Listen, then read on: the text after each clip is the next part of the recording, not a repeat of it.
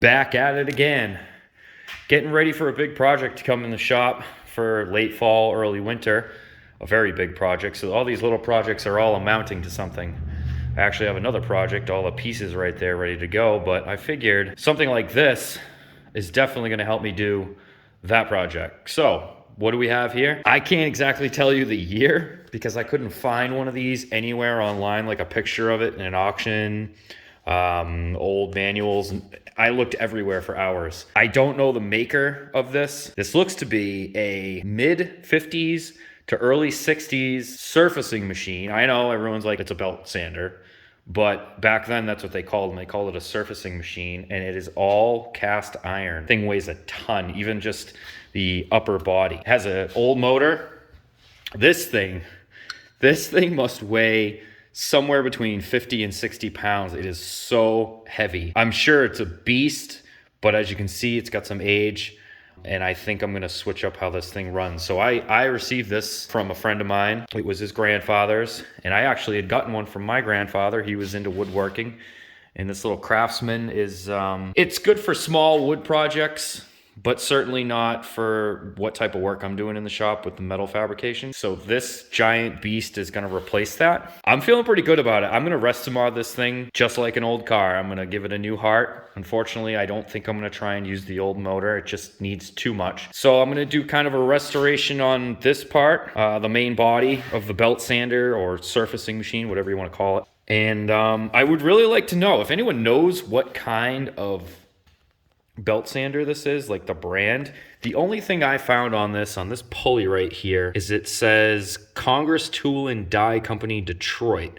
but I don't know if that is just the pulley itself, because the rest of this has different part numbers on it. For example, if I take this piece off right here, you'll see that it is stamped with DB4-4, and the rest of all the pieces have something similar, like DB5-1 or DB4-2, so they're all the part numbers to the pieces of it. So I don't know if someone knows off the top of their head or has dealt with any old surfacing machines that have those part numbers, but I spent hours upon hours looking for information on this belt sander, and I just couldn't find anything on it. I'm really gonna guess late 50s, early 60s, but all cast iron, very, very heavy. And I have some ideas for it on how to make it work, because originally the way this worked is the belt ran through the body and it was set up on like a bench. And the way I got it, it was on this cart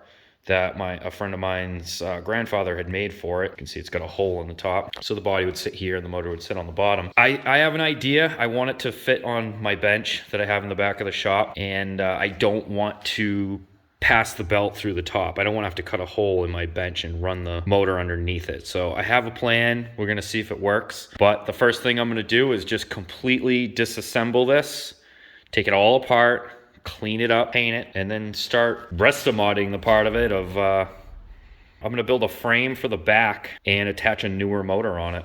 We're going to see how this goes. But I think when it's all done, up and running, I think it's going to be one beast of a machine.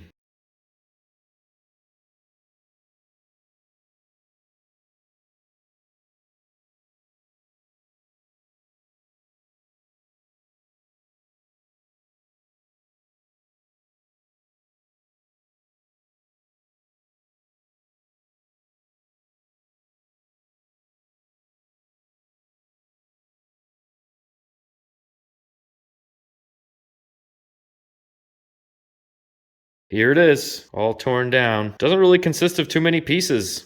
Came apart pretty easily. They used a bronze bushing instead of bearings, which I thought was interesting. Do a couple repairs on it and reassemble. I'm gonna do a quick prep with some acetone. So I'm just gonna prime this, clean it first with the acetone, prime it, and give it a new coat of paint.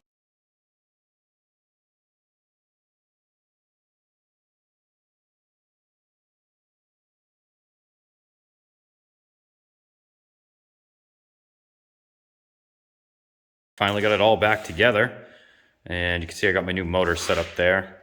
So this is basically the idea I'm going for this old belt sander. I want to side mount the motor. Now I'm only doing that because again, I don't want to pass it through the bottom like on a tabletop. This is going to go on a bench. For anyone that wants to do this, as you can clearly tell, that while I won't lose the floor space, it's going to take up quite a bit of bench space. Now I'm going to be adding the motor width to it, because that's how I want to run it. I want to run it with the motor in line with it, and it's going to make it about 24, 25 inches wide total. And the bench I'm putting it on is only 23 inches deep. So where it sits right now, it'll actually be just about exact 23 inches. It might hang off on the front just a tad. So my plan of action here is I'm gonna make a perimeter base plate and extend it out into like a square around here underneath the motor and build a frame to hold the motor. So I'm gonna start making the perimeter frame, probably something fairly crude. It doesn't have to be anything pretty.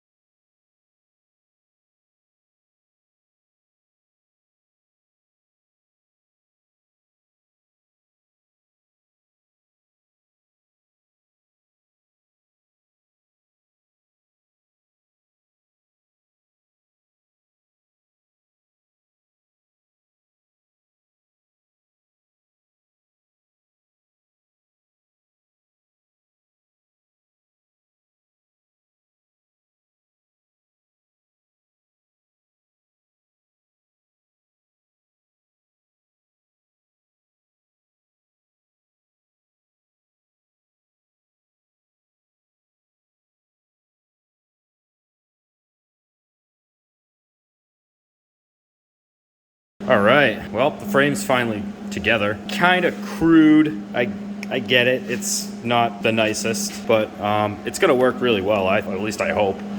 You'll notice that I made this a fixed table, and that's only because I won't be using the disc sander very often, original plate, and this one actually is adjustable. So this one I'll be putting on for the belt sander. So because I won't use the disc sander very often, I decided to just use a fixed table. Just gonna weld this whole thing together, do a little flap wheeling, and I can reattach the motor, check the tension, and wire up the motor and see how this thing goes.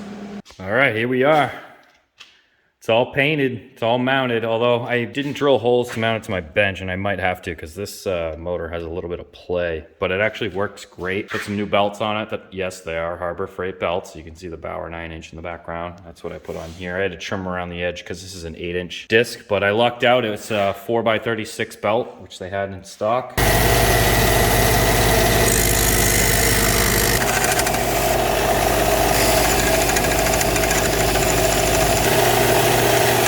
So I would call that a success. It's another nice addition to the collection. So I hope you enjoyed.